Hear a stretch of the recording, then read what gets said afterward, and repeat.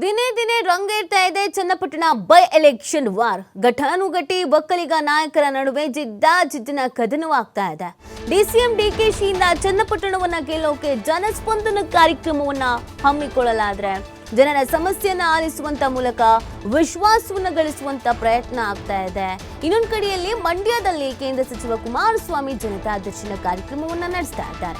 ಇದೇ ಜುಲೈ 5ರಂದು ಮಂಡ್ಯದಲ್ಲಿ ಎಚ್ಡಿಕೆ ಜನತಾ ದರ್ಶನ ಕಾರ್ಯಕ್ರಮ ನಡೆಸಲಿದ್ದಾರೆ. ಚನ್ನಪಟ್ಟಣದ ಪಕ್ಕದಲ್ಲೇ ಬರುವಂತ ಮಂಡ್ಯ ಜಿಲ್ಲೆಯಲ್ಲಿ ರಣತಂತ್ರವನ್ನ ಹಿಡಿತಾ ಇದ್ದಾರೆ. ಮಂಡ್ಯದಿಂದಲೇ ಜನತಾ ದರ್ಶನ ಆರಂಭಿಸಿ ಜನರ ವಿಶ್ವಾಸವನ್ನ ಗಳಿಸುವಂತ ಯತ್ನವನ್ನ ಮಾಡ್ತಾ ಇದ್ದಾರೆ. ಒಕ್ಕಲಿಗ ಮತಗಳಿಗಾಗಿ ಒಕ್ಕಲಿಗ ನಾಯಕರಿಂದ ವಿಭಿನ್ನವಾದಂತ ಕಾರ್ಯಕ್ರಮವನ್ನ ಹಮ್ಮಿಕೊಳ್ಳಲಾಗ್ತಾ ಇದೆ. ನೋಡಿ, ಬೈ ಎಲೆಕ್ಷನ್ ನಲ್ಲಿ ಸಾಕಷ್ಟು ಕುತೂಹಲಕ್ಕೆ ಕಾರಣವಾಗ್ತಾ ಇರೋದು ಮತ್ತು ರಣಕಣ ಅಂತ ಕರೆಸ್ಕೊಳ್ತಾ ಇರೋದು ಇದೇ ಚನ್ನಪಟ್ಟಣ. ಈ ಚನ್ನಪಟ್ಟಣದಲ್ಲಿ ಒಕ್ಕಲಿಗ ನಾಯಕರ ಕಾಳಗ ಇದೆಯಲ್ಲ, ಇದು ಸಾಕಷ್ಟು ಕುತೂಹಲಕ್ಕೆ ಕಾರಣವಾಗ್ತಾ ಇದೆ. ಒಂದ್ ಕಡೆಯಲ್ಲಿ ಬೆಂಗಳೂರು ಗ್ರಾಮಾಂತರದಲ್ಲಾದಂತ ಸೋಲನ್ನ ಇಲ್ಲಿ ಸರಿಪಡಿಸ್ಕೊಳ್ಬೇಕು ಅಂತ ಡಿಸಿಎಂ ಡಿಕೆ ಶಿವಕುಮಾರ್ ಮತ್ತು ಡಿಕೆ ಸುರೇಶ್ ಇಬ್ರು ಕೂಡ ಪ್ರಯತ್ನವನ್ನ ಪಡ್ತಾ ಇದ್ದಾರೆ ಅನ್ನೋದು ಗೊತ್ತಾಗ್ತಾ ಇದೆ. ಮತ್ತೊಂದು ಕಡೆಯಲ್ಲಿ ತನ್ನ ವರ್ಚಸ್ಸು ಏನಿದೆ ಅಥವಾ ತಮ್ಮ ಭದ್ರಕೋಟೆ ಅಂತ ಏನ್ ಕರ್ಸ್ಕೊಳ್ಳುತ್ತೆ, ಆ ಭದ್ರಕೋಟೆಯನ್ನ ಉಳಿಸ್ಕೊಳ್ಳೋದಕ್ಕೆ ಕುಮಾರಸ್ವಾಮಿ ಅವರು ಕೂಡ ಪ್ರಯತ್ನವನ್ನ ಪಡ್ತಾ ಇದ್ದಾರೆ. ಒಬ್ರು ಕೇಂದ್ರ ಸಚಿವರು, ಇನ್ನೊಬ್ರು ರಾಜ್ಯದಲ್ಲಿ ಡಿಸಿಎಂ, ಇಬ್ಬರು ಕೂಡ ಒಕ್ಕಲಿಗ ಸಮುದಾಯದ ಪ್ರಬಲ ನಾಯಕರುಗಳು. ಒಂದು ಕಾಲದಲ್ಲಿ ಜೋಡಿತ್ತು ಅಂತ ಕರ್ಸ್ಕೊಂಡ್ರು, ಅದಕ್ಕಿಂತ ಹಿಂದೆನೂ ಕೂಡ ಹಾವು ಮುಂಗ್ಸಿನೇ, ಈಗಲೂ ಸದ್ಯಕ್ಕೆ ಹಾವು ಮುಂಗ್ಸಿನೇ.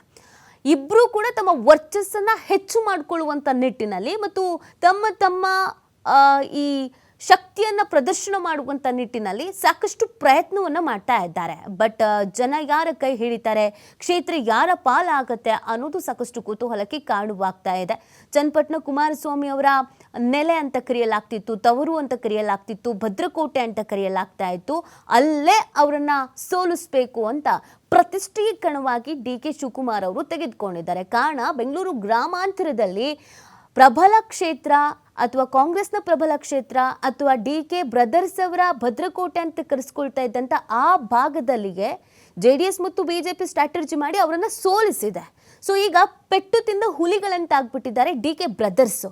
ಅದನ್ನು ತೀರಿಸ್ಕೊಳ್ಳೋದಕ್ಕೆ ಚನ್ನಪಟ್ಟಣ ಒಂದು ಒಳ್ಳೆ ಪ್ರಯೋಗ ಮಾಡುವಂಥ ಸ್ಥಳ ಅನ್ನುವಂಥ ನಿಟ್ಟಿನಲ್ಲಿ ಈಗಾಗಲೇ ಅನೇಕ ದೇವಸ್ಥಾನಗಳಿಗೆ ಭೇಟಿ ಕೊಡ್ತಾ ಇದ್ದಾರೆ, ಎಲ್ಲ ಕಾರ್ಯಕ್ರಮಗಳಲ್ಲಿ ಭಾಗಿಯಾಗ್ತಾ ಇದ್ದಾರೆ, ಜನಸ್ಪಂದನ ಕಾರ್ಯಕ್ರಮವನ್ನು ಹಮ್ಮಿಕೊಂಡಿದ್ದಾರೆ.